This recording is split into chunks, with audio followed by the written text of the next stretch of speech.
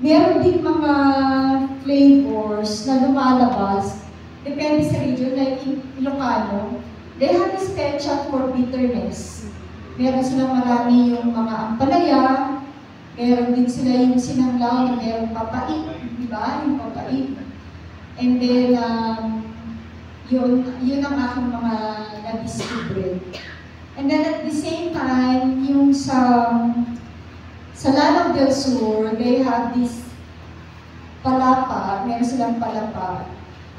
Naggumagamit sila ng talagang walang sili, may sili, pero yung level of it ang taas. Yung Bicol na actually hindi naman siya maanghang. There's just one particular dish na maanghang, yung Bicol Express.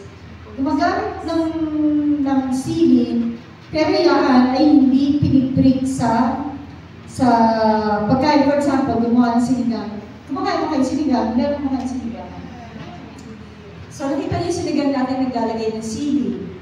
But you don't prick that. Yung prick, hindi mo yan pinitiris, di ba? Parang kung bata ako, bakit nilagay pa dyan? So, pagkatapos yun, yung aking father ay nilagay sa platito, meron siyang patis, tapos yun. So, yun yung essence of sausawan, which is also our culture, di ba?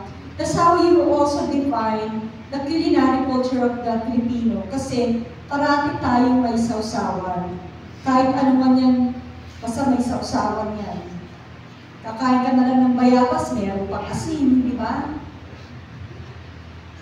So ito ang ating culinary ecosystem.